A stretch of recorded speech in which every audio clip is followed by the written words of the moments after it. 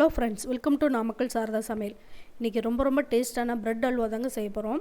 Bread halwa செய்யறதுக்கு நான் 7 bread slice எடுத்து வச்சுருக்கேன். இதை வந்து 2ஆக கட் பண்ணிக்கலாம்.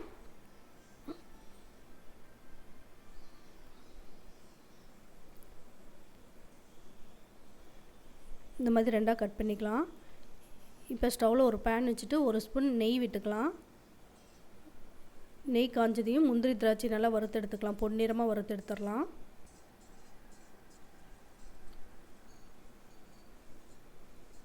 முந்திரி திராட்சை நல்லா பொன்னிறமாக வறுப்பட்டதையும் ஒரு தட்டில் எடுத்து வச்சிடலாம்.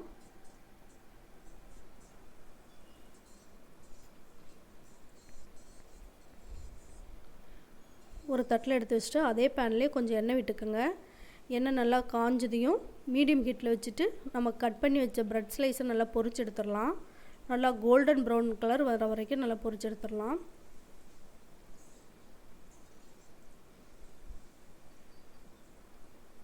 நல்லா திருப்பி போட்டு நல்லா வேக வைங்க. இந்த மாதிரி கோல்டன் ப்ரௌன் வர வரைக்கும் நல்லா பொரிச்சு எடுத்துடலாம். இப்போ நல்லா கிறிஸ்பியாக இருக்கும் இந்த ப்ரெட் ஸ்லைஸு.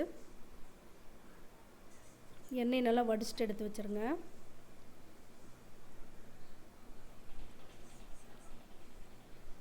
இதுக்கு வந்து நெய் வந்து அதிகமாக தேவைப்படாது. நம்ம அந்த முந்திரி திராட்சை வறுக்கிறதுக்கு 1 ஸ்பூன் விட்றோமே, அந்த நெய்யே போதும். பொரிச்ச ப்ரெட் ஸ்லைஸில் எடுத்து வச்சுட்டு மீதி இருக்கிற ப்ரெட் ஸ்லைஸையும் பொரிச்சு எடுத்துடலாம்.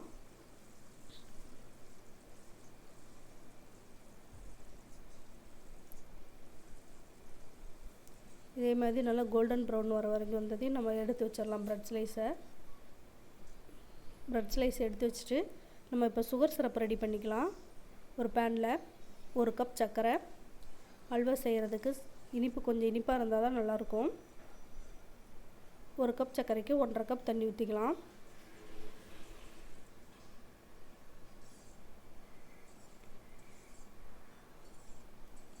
இதுக்கு பாகுபதமெல்லாம் தேவையில்லை.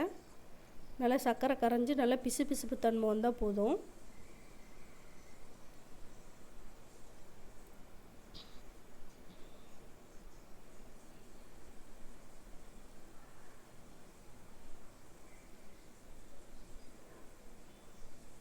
நல்லா பிசுப்பு தன்மை வந்ததையும் பொரிச்சு வச்ச ப்ரெட் ஸ்லைஸை வந்து நம்ம சுகர் சிரப்பில் சேர்த்திடலாம்.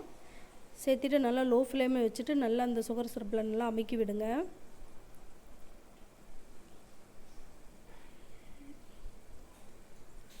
நல்லா அமுக்கி விட்டு வேக விடுங்க. நல்லா கரைஞ்சி வந்துடும். இந்த அளவுக்கு கரைஞ்சி வந்ததையும் கண்டென்ஸ் மில்க் கொஞ்சம் ஊற்றிக்கங்க. இருந்தால் ஊற்றிக்கங்க, இல்லாட்டி பால் திக்கான பால் ஒரு 100 ml ஊற்றிக்கங்க. அல்வா இன்னும் டேஸ்ட்டாக இருக்கும். பால் ஊற்றாதனால நல்லா சாஃப்டாகவும் இருக்கும். நல்லா கலந்து விட்டுறலாம்.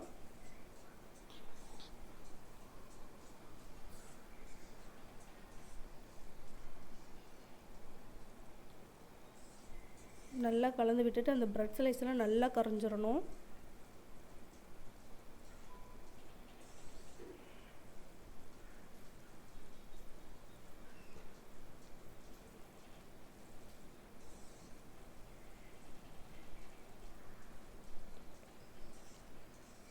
ப்ரெட் ஸ்லைஸில் இப்படி நல்லா திரண்டு வர வரைக்கும் நல்லா மசிஞ்சிடணும் அந்த ப்ரெட்டெல்லாம்.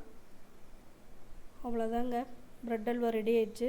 நம்ம வறுத்து வச்ச முந்திரி திராட்சையெல்லாம் போட்டுடலாம். சூப்பரான ப்ரெட் அல்வா ரெடி ஆயிடுச்சு. இந்த அல்வா குழந்தைங்களுக்கும் ரொம்ப பிடிக்கும்.